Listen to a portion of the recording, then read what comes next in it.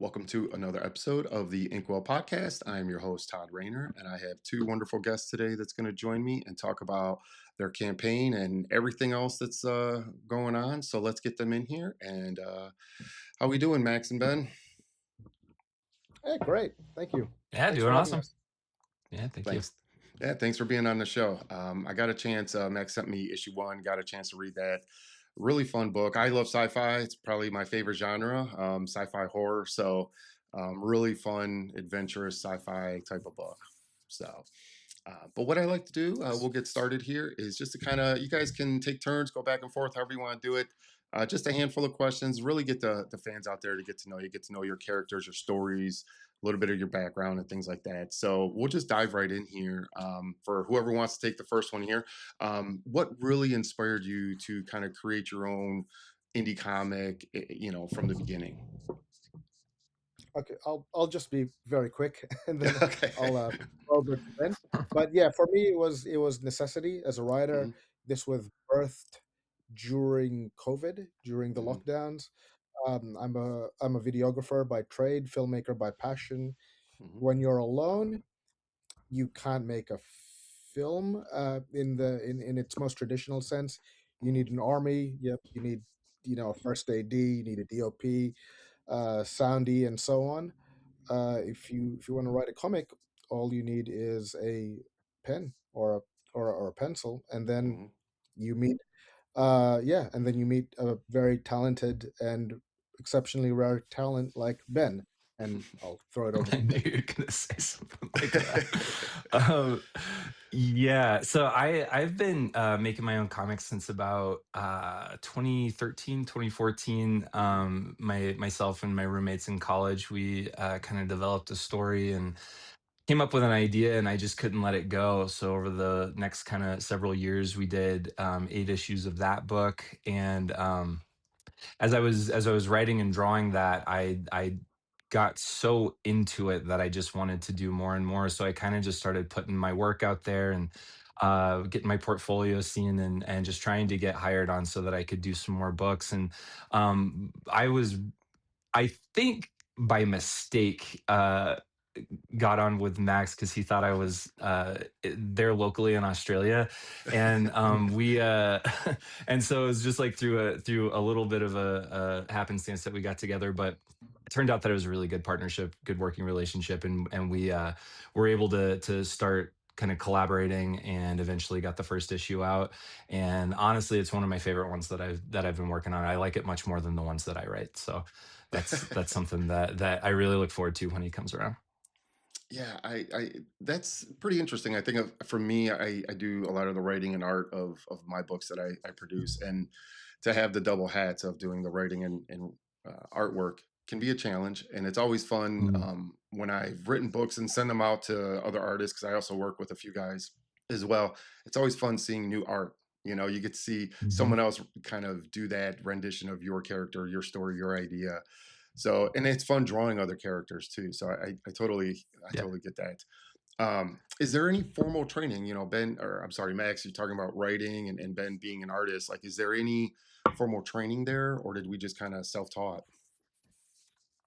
Oh, well, again, I'll go very quickly. I do have a degree in filmmaking, so were modules on writing and Hmm. story structure, stories to tell your narrative. And I mean, any film maker watching now will know about the pain of having to read Bob McKee's story.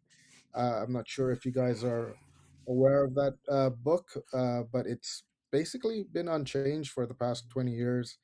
And as much as I find his language and his personality quite abrasive, I can't deny that it works. And yeah, I find a lot of the templates still apply in terms of emotion and the Hmm. propulsive energy of the story. So yes, I do have a formal education in creative writing.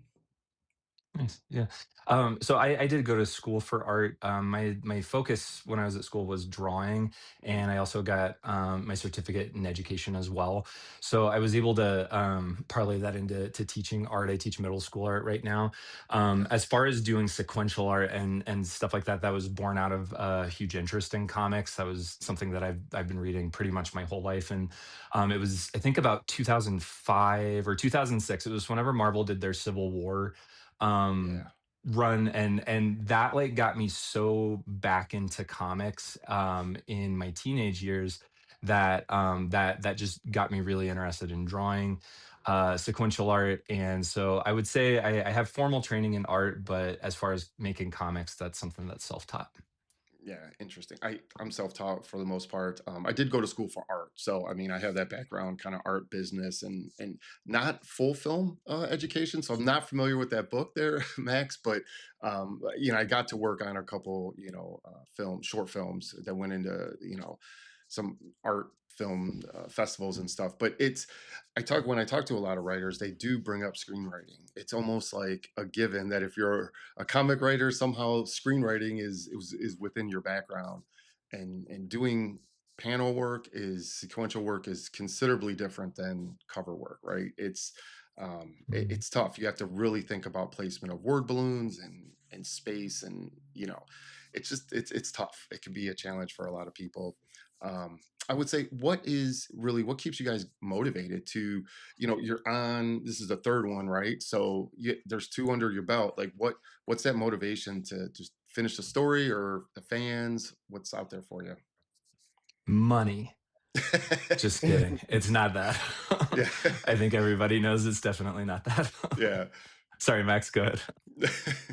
Well, money. Yeah. Same joke twice. No, kidding, kidding, kidding, kidding.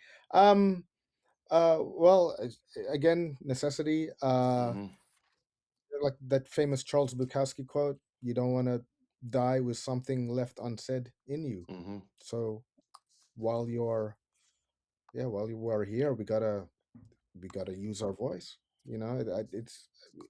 I think about the Hollywood blacklist during McCarthyism when Hmm. people were naming names of artists, and it's really one of the darkest chapters in movie making history because we lost a lot of masterpieces Hmm. then when Elia Kazan named all the filmmakers, the writers, directors who attended a communist meeting and then they were jettisoned from the industry. I mean, yeah, we lost a lot of master, and we lost Casablancas, and yeah, all those stories had to die with those artists. So yeah, that's sad. And yeah, I mean, Todd and Ben, we all have stories and yeah, Hmm. creative properties of our own, and we have to tell it.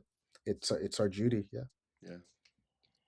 Yeah, for me, I think the word necessity is absolutely correct. A lot of people ask me, like when you draw for other artists or for other authors, does that Hmm. somehow diminish my desire to do my own work or to create, in my private time? And it's absolutely incorrect to assume that. Yeah. I draw 7 days a week, and if I run out of things to draw for somebody, then I'm drawing something else. It's just an obsession. It's something I love, and I just having a great story to compel art out of you is such a gift, but it's also something that I don't assume is always going to be there. It's not something that I Yeah. take for granted. But when I'm creating, it's when I'm happy. It's my happy place. So I agree. I definitely, The drawing same.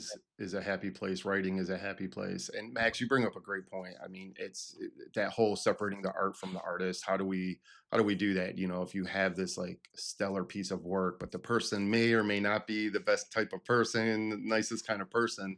How do you separate that? Because some bad people have made some works of art in a way. You know what I mean? So yeah, it's an interesting point. So what are kind of like your biggest influences, whether it be film, comics, artists, writers, whatever?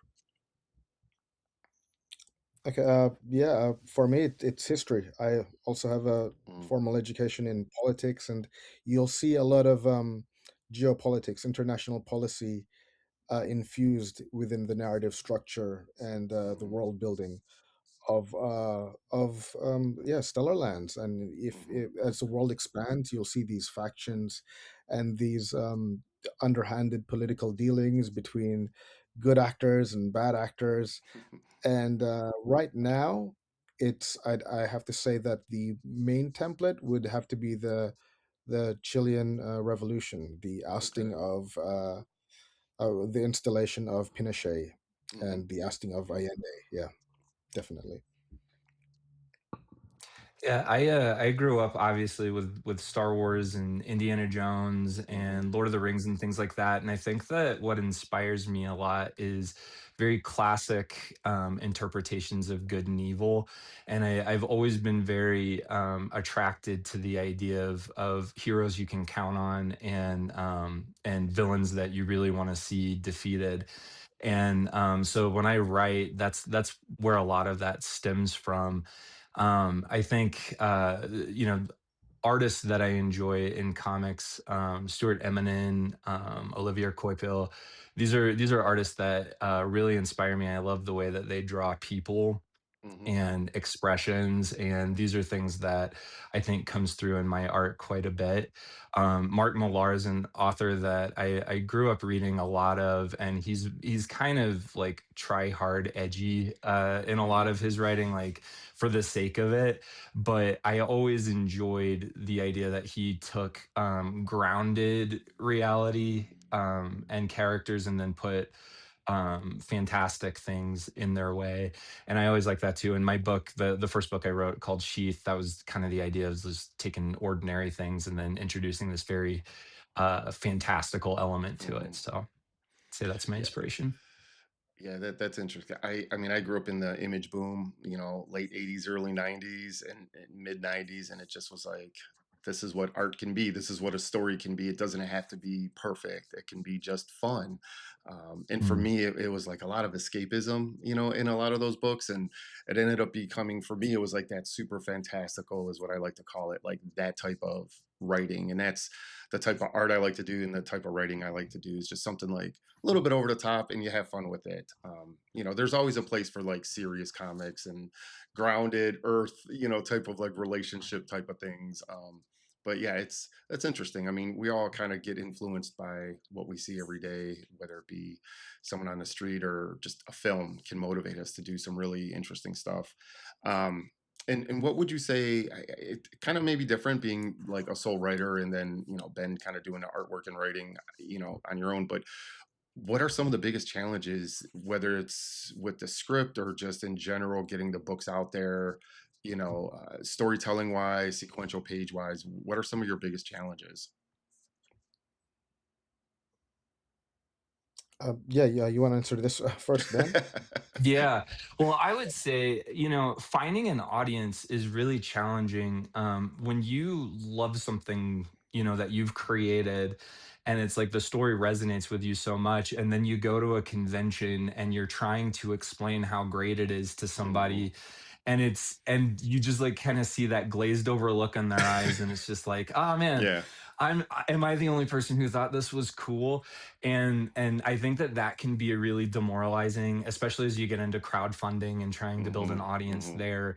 It is difficult to feel, when the first few days go by and you maybe didn't make as much as you thought you ought to have. And um, to counter that, though, I think that when you do hit with even a handful of people who give you wonderful feedback, and Hmm. I Hmm. remember once I had 5 issues of my book on the table, and a kid came and bought the first issue, and then came back the next day and bought the other four because Yeah. he loved the first Yeah. issue so much, and stuff like that I think counters the glazed look so well. And I think building an audience is challenging because you are so happy and so pleased with something you've made, Hmm.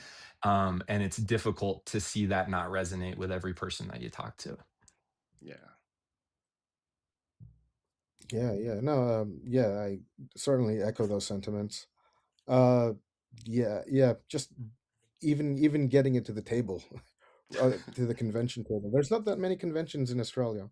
Oh, okay. And yeah, one of the strategies we're looking to do is enact is getting copies to Ben so that they can be, disseminated Hmm. Mhm. uh, in some aspect in America. But yeah, finding an audience is always going to be tricky. Hmm. But yeah, I always welcome the challenge. The actual creating part happens quite rapidly from Hmm. a writing point of view. Yeah. Yeah, I actually Mhm. agree with all that. For me, creative process is probably the easiest. It can be time consuming, but it once you get going, right, you start getting those first couple pages drawn or those first couple pages written. A lot of it just kind of just flows for me, and that's the sentiment I get from a lot of writers and artists in general. Like we all kind of have that writer's block or maybe that artist block where we're kind of struggling on a panel or a page or something. But generally speaking, that is the biggest challenge is getting that audience right because we believe in what we produce and then it's just making those other everyone else out there to see like how great we think something is or how it can resonate with them. um Mhm. Last question here and then we'll dive into the Kickstarter and everything else going on. But how do you both kind of manage the promoting side of everything? Like that's kind of one of the challenges as well is social media sometimes isn't always the most social or they kind of penalize you for being overly social, sharing too Mhm. much. But how do you guys kind of manage that landscape to build that audience? Because I feel they go hand in hand, right? The promotion side is one of the ways to build an audience. Well, speaking for Stellar Lands, thank goodness I have a publisher, the Hmm. great people at Walt North Comics. I Yeah, I mean they allow me to focus all my efforts on creativity, and they take care of all the mail out stuff and the Hmm. updates, the Okay. whole Nice. cycle of marketing. So thank goodness. Yeah. Which is not to say find a publisher should be a vital mandate in anybody's creative process, but for me, I mean, yeah, it just works. Yeah. Hmm. Yeah, and I would say, Max, something that I have noticed that is very much to your credit is you do such a great job of cultivating a very good relationship to your readers, where I think that they would probably be able to say that they feel like they know your thoughts, they kind of know your intent. I think that a lot of times, as especially on Kickstarter and crowdfunding, it's easy to go the easy route, for lack of a better phrasing. And a good example of that, I we did a book series in this past like few years that was very much like the typical kind of Kickstarter, attractive women on the covers and getting, getting attention that way. And it led to like some easy money for the first couple of issues. But I think once that kind of like pizzazz wears off, you realize that it was all very superficial and it was all very much just people kind of, coming for the eye candy and not Hmm. necessarily interested in a really good, moving, deep story. And I think what Max is able to do with his writing and with his kind of persona that he puts forth is he attracts people who are going to stick with him. Hmm. And if it's not necessarily, the high volume of people, it's people who are going to tell their friends, who are going to give this book as a gift and that kind of thing. Yeah. And I think that that is much more valuable in the Yeah. long run than kind of like the cheap and easy initial, kind of burst of interest. Yeah, Todd McFarlane, for Good better or point. for worse, yeah, when he was there was that whole thing about him saying that like he could have a dog write a book and people buy it because if it's got great art. And I know that was a Yeah. controversial thing, but to kind of piggyback a little bit off of that, in my opinion, what I've noticed is, the artwork can sell a book for the most part. Really good art can sell a book, but it's the writing that keeps people coming back, right? And it's Mhm. engaging with that. If you write a really good story, yeah, the artwork doesn't have to be perfect. It doesn't have to be top tier every single time. But it does help to sell books. So it really is, to me, it's always a balance, right? Having a good story and solid artwork, you're going to have a good product, right? You really can't phone it in on one section or the other. But Yeah. let's actually get into Stellar Lands and we can talk all about it. So tell us all about it. Okay. I think now would be a good segue to play the video. Would that be okay? Yeah, Because sure. yeah, that's essentially the banner video, and yeah, from there we can just build upon what we saw. All right, yeah, let's go ahead and do that. And here Yeah, we yeah. go. Yeah, sorry for hijacking. No worries.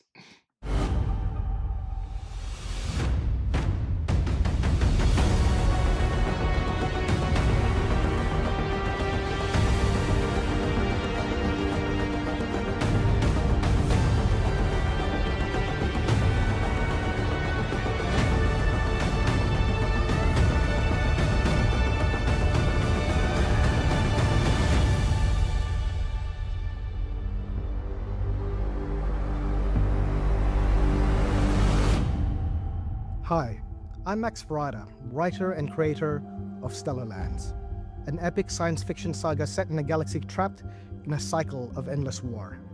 In Volume 1, Inheritance, hostile forces seize a remote moon in a distant star system and uncover a secret base that holds the key to a fragile intergalactic alliance. It falls to the heroes of Stellar Lands to stop the invasion and prevent a war that could destabilize the known universe.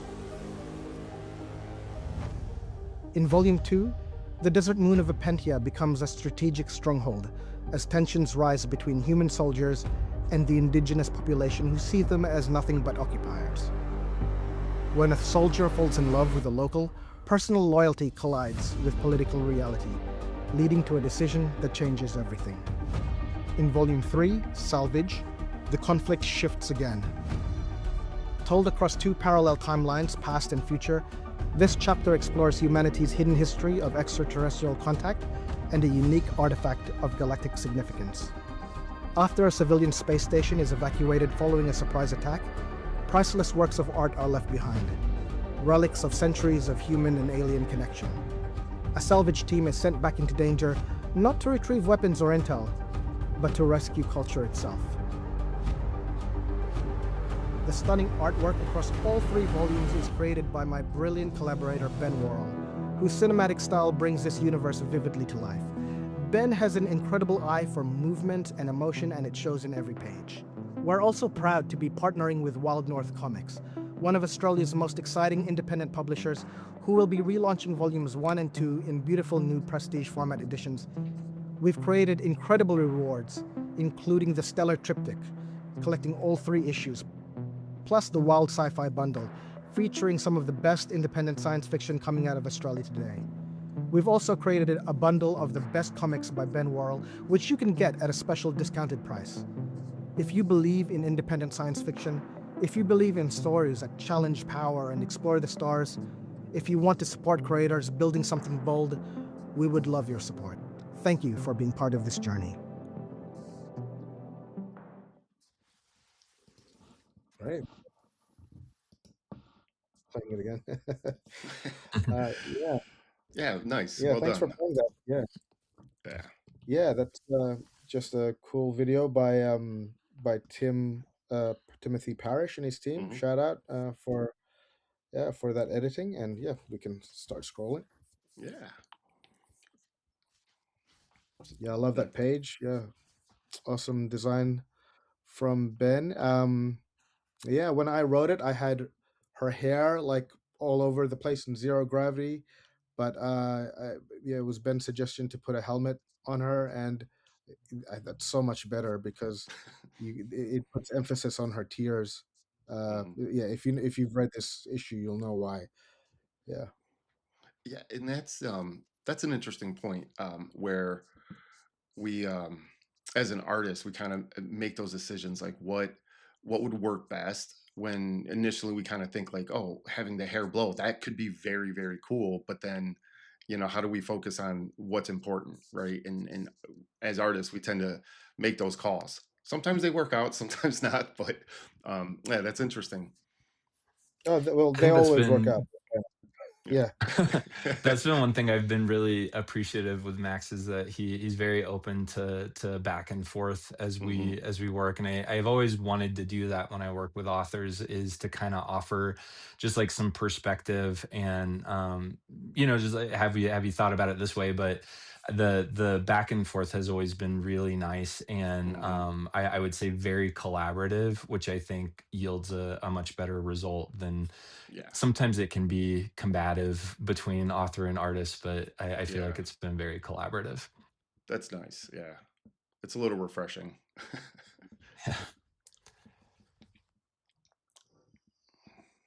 Okay, so yep, yeah, that's just a brief synopsis of Hmm. the comics. Uh, I think now is a good time to say that in the Stellar Lands world, you will never see a to be continued. We won't leave you hanging between each issue is a standalone story following a new character in the same universe, beginning, middle, and end, Oh, okay. with all yeah, a satisfying emotional arc. But it all connects in the end, Yeah, as and I was that reading it, I wasn't sure like if issue one was like a trade because it just kept going, and I'm like, okay, this is fun. I'm enjoying the ride. Like I thought it was maybe an individual issue, but it's much more than that. It's a pretty big issue. yeah, yeah. Thanks for the feedback, man. Yeah, Hmm. that was the idea, and we've got holographic covers on the triptych, uh, with cover art from Kane Gallagher, Hmm. who has taken Ben's designs and made something of his own. And yeah, that I think that pops, man. If you see that on the Hmm. table, Yeah, it'll definitely catch my eye. Absolutely. So shout out to Kane Gallagher. nice.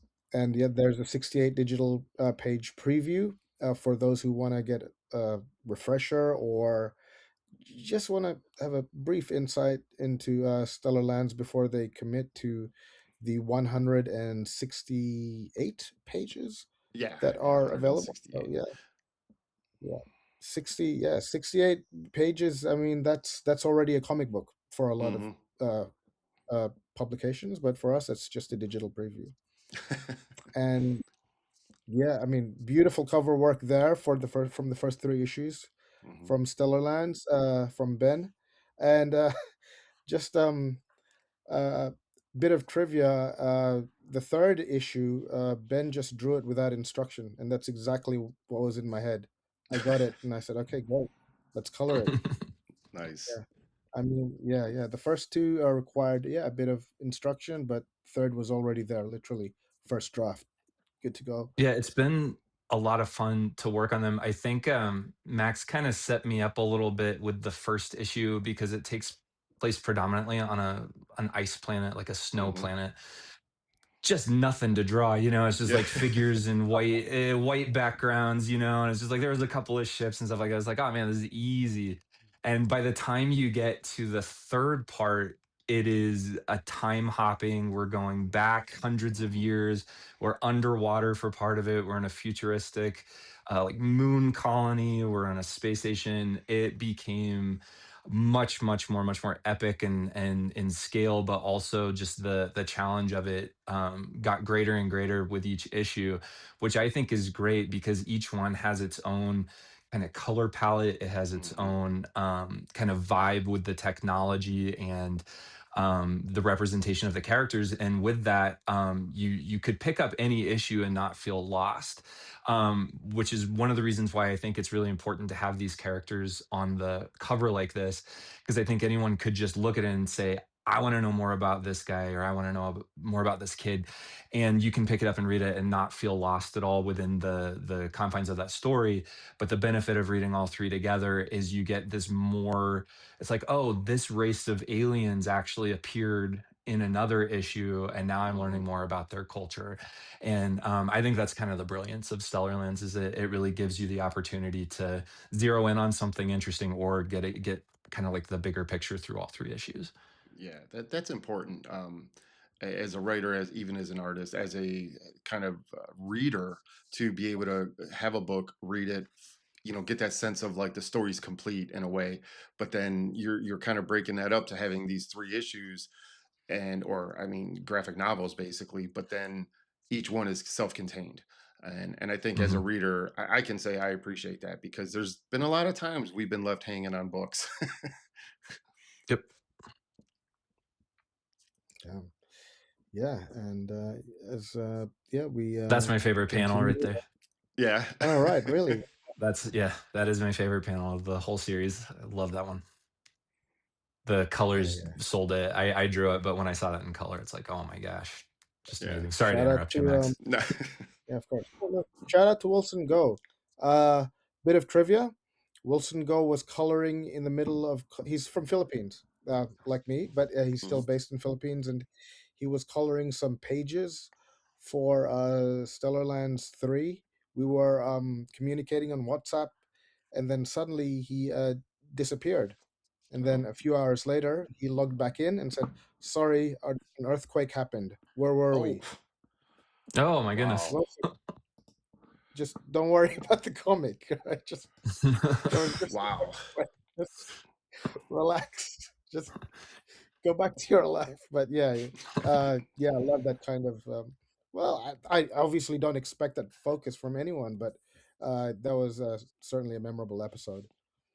Yeah, that's kind of crazy. Yeah, yeah, and he colors a lot of works from Australia. So Okay. yeah, if you're looking Okay. for looking for a talented colorist, yeah, Hmm. Wilson's your man. Yeah, that was a really fun kind of fight sequence, if you want to call it that. I don't want to spoil anything, but that octopusy kind of creature is really, it was really cool. Yeah, again when I wrote it, I called it a drunion, and my description was more like a slug creature. But yeah, again, Ben took it, gave it huge, like more tentacles than I imagined, and yeah, it just came out beautifully. Yeah. Yeah, everything's elaborated, and it was never blue. In my mind, it was red. Hmm.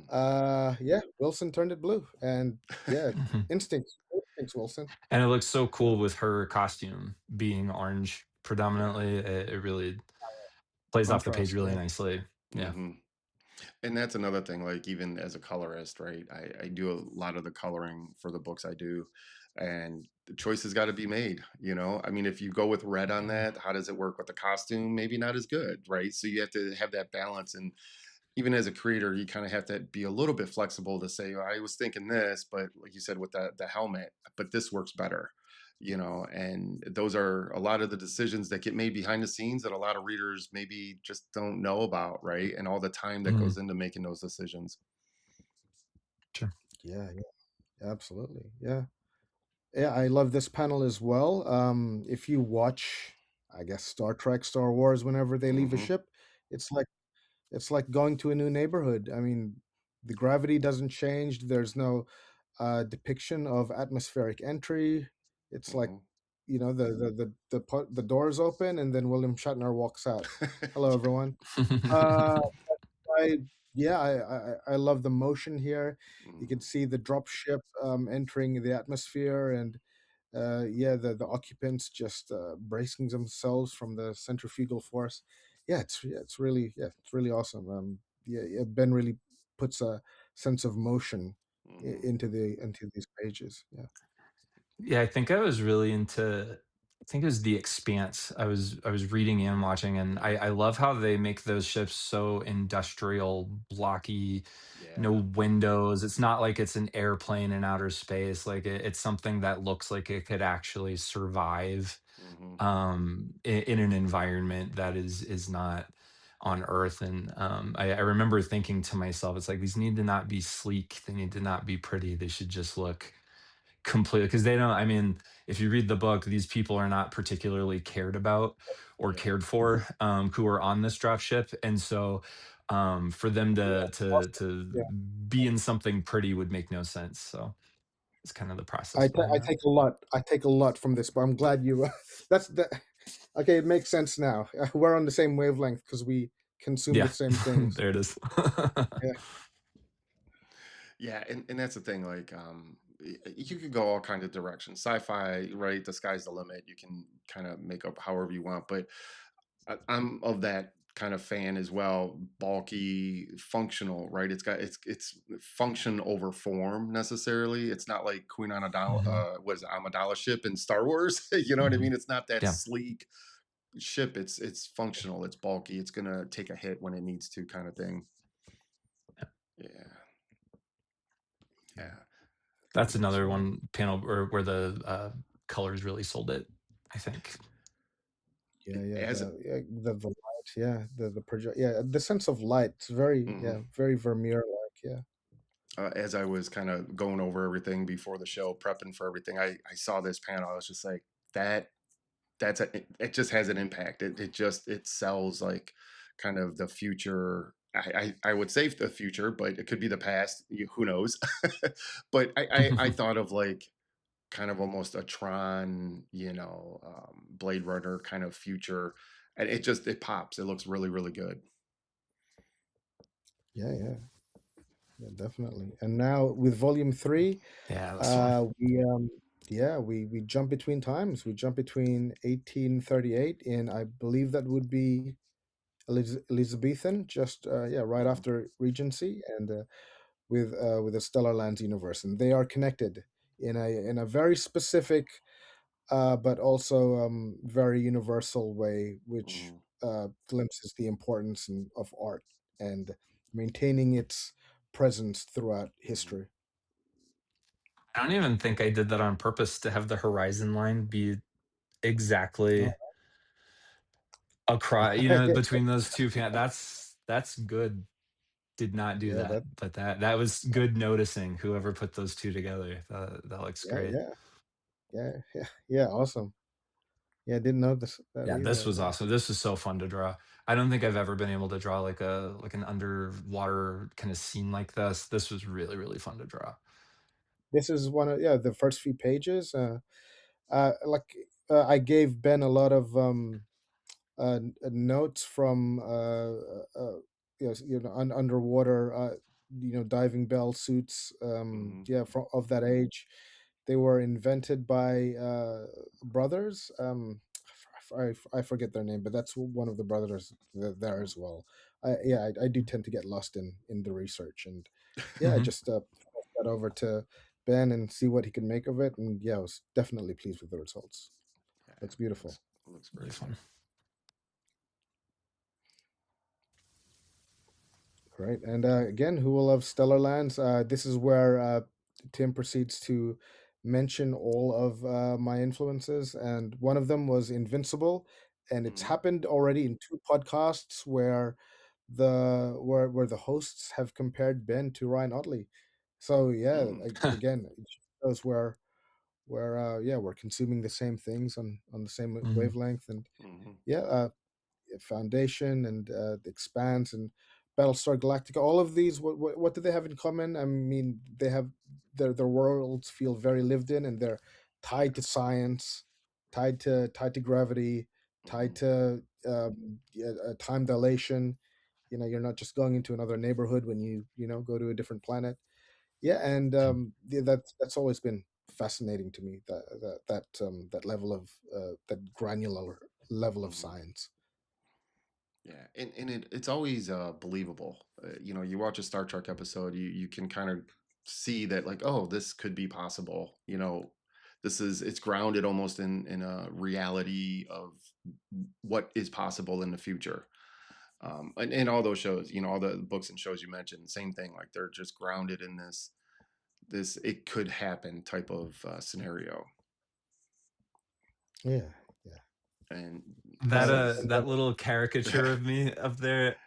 So Max had done this without my knowledge, and I love it. But he had pulled my Facebook profile picture where I had grown a mustache as a joke to oh, annoy my wife, and so now it's forever immortalized with like little cartoon Ben having a mustache. I love it. I have that saved on my phone just so I awesome. can look at it Yep. every once Shout in a out while. to I love it. yep. The artist's name is Alex Major, and he's an animator based Oh, in yeah Australia. nice. Yeah, and Yeah, yeah, it's awesome. That's fun. that's his work. Yeah, yeah, And and yeah, getting into these are some of the these are the rewards. rewards. If you're a digital writer, if you're a digital reader, there's yeah, you can get them all. Yeah, you can get PDFs. I mean, I know how hard it is to travel with thick books. I get it.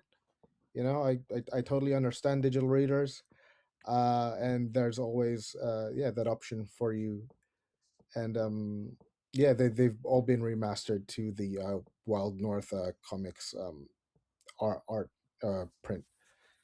Okay. And yeah, you can Nice. also get a bundle with of all the other yeah, comic titles, including yeah, Dead City Lullabies is yeah, really strong award-winning presence here in Australia.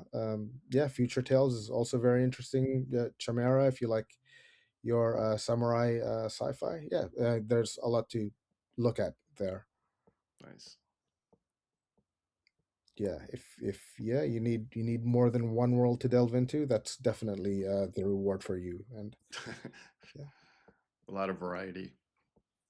yeah, Future Tales is very interesting. That's an anthology. Several different writers are were tasked with bringing to life like traditional fairy tales, Hmm. you know, three bears, three pigs, and so on, and turned them into mature sci-fi stories. And yeah, they definitely succeeded. Yeah, it's great. Nice. That sounds fun. Yeah, Interesting. yeah. Dead City Lullabies is also, yeah, very fun and interesting. I mean, just the artwork alone, it's beautiful. Aiden Roberts Hmm. is the creator there, and it's about a lone occupant in a city, an archaeologist coming to terms with her isolation. Yeah, so yeah, it's really good. Yep, I haven't heard the I haven't read the Martian Funeral, but I have met Levin, and he's a weird, fascinating, interesting guy. Yeah, really, he's, yeah, really awesome to have on your table. Yeah, yep. Dark. Yep, haven't read that, but the art, yeah, the artwork looks Yeah, is that looks beautiful. And I, looks good. yep, and if I'll let Ben talk about yeah, the works that are on offer here. Yeah, that's Joseph. Is that correct? That looks, yeah, That's absolutely right. Yeah. beautiful. So this is something that I was just kind of fiddling around with my free time. I was kind of imagining if we assembled a, you know, a Avengers style superhero team Hmm. of biblical heroes, like who all would that be? And kind of like imagined their various like kind of tales from the Bible, but overclocked into kind of superpower levels. So yeah, this is Joseph with his coat of many colors. I Hmm. view him as like he's, you know, able to predict the future and kind of, you know, it had this like celestial being, where his face and skin are kind of like looking into the stars. So yeah, it's just again just like something that I was kind of fiddling around with. I think if you scroll down a bit, I think that a couple of my books are. Oh, I guess not. I know that there's a level on the Yeah. Kickstarter where you can get a Oh, few of my books, and one of them is the original series that I wrote and drew called Sheath, and there's 8 issues of that, Okay. and then there's one called Ghost Story, which is a 2 part complete story, and then one called Hate Punch 2. And that's probably I actually didn't draw that one. It's a story. It's interesting because, you know, Max often talks about like when you're writing a comic, like the sky's the limit as far as the budget goes. Like you can have as many special effects shots and things like that that you want. And with Hate Punch 2, we decided to make it like a 1980s B movie on a Hmm. budget. So we have very unrealistic depictions of special effects, obvious green screen, boom mics visible in several panels. So we kind of just went the opposite way and like acted like we were on a very shoestring budget for that. And it's honestly, I think, probably one of my favorite things I've ever written. It's really funny, and it's there's no Hate Punch 1. It's just Hate Punch 2, and it's a really good read, and I would recommend that probably above all the other books I've done. Nice. yes, yes. Yeah, it looks interesting. Yeah, that's why it's front and center, right? Is that? Yeah, Yeah, Yeah. Yeah. yeah, it's good. It's a laugh riot, at least for me. Again, it's probably one of those ones that I love so much, but would be hard to convince anybody else to love it too. But yeah, I do nope. You like know, it. people are watching this, and they're gonna click on it. Yeah. That's Yeah. why we I'm do these podcasts. Yeah, I'm definitely a fan of the lower budget films, the B movies. There's a Mhm. charm to them for some of them, I should say. There's a Yeah. charm yeah. to the boom There, mics yeah, there's a and the true bad charm. scripts.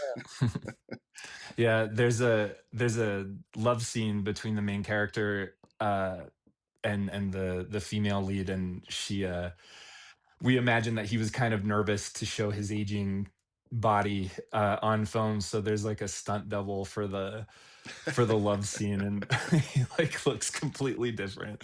It's I don't know. It's funny to me, but Yeah. I, yeah, my wife isn't always happy with some of the B movies I watch, but she's like, some of them are really fun, but it takes yeah, a certain kind of person to enjoy that, I guess. yeah, for sure. Yeah, but yeah, it's definitely an interesting concept. I mean, the art's great, the writing's fun. I like the writing. Issue one was I want to dive into issue two and check out issue three here. It really, if you like sci-fi, I mean, I can't recommend this enough. Like even the art plays on the style of art bend that you have really works with the sci-fi feel of it. You know, Thank not you. all artwork kind of works for the genres, right? You can definitely pick the wrong artist for the right genre, but yeah, it's great. Cool. Yeah, Thank you. I'll say as a point of trivia, Ben was the first person who applied to my ad for artist, but Nice. I had to do my due diligence and spend the next 2 months going through everybody else's Hmm. portfolio, and then yeah, it's like you went on a marathon just to go next door, you know? Yeah, you're like, well, Yeah, wait a that minute. happens. um, but yeah, it's a fun book. I would say it's been really fun chatting with both you guys. Where can people find you? We were talking off before Ben joined here. I'm with Max. I'm not really a social guy, but where can people find you? Well, you can find my work at Hmm. on Facebook and just search for Max Ferrada. You'll find links to all the Kickstarters, and I see you've been kind enough to have Hmm. a little text at the bottom scrolling. Hmm. Yeah, please do click on that, and you'll go to the Kickstarter where Stellar Lands is right now is accepting pledges. You could visit the Wild North Comics website, and you'll see Ben and my work there, and several other Australian and international creators. Yeah, find us on Instagram as well. That's Okay. where we post a lot of books at stellarlands_comic.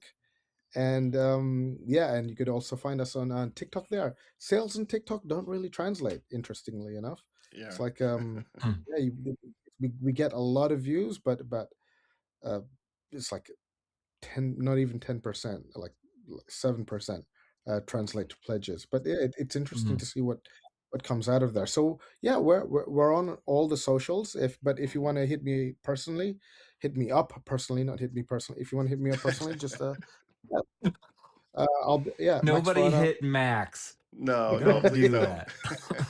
No, no, never been in a fight in my life. That's why I write sci-fi. Yeah. All right. Right. And yeah, and yeah, Ben, I also found on Facebook. So yeah, take it away Mhm. on Yeah, Ben. if you just go Ben Likes to Draw, that's where you can find me on Facebook. And Chief Comics has a Facebook as well, and it's Ben Likes to Draw on Instagram as well. Nice. Yeah, it's a lot of fun learning about more about Stellar Lands. Had a blast, kind of diving into this really sci-fi, multiple worlds, kind of Star Trekky book. You know, it's a lot of inspiration, a lot of good stuff there. So it's been a pleasure having you guys on, and I'll make sure all the links for everything will be in the description, you know, for this video.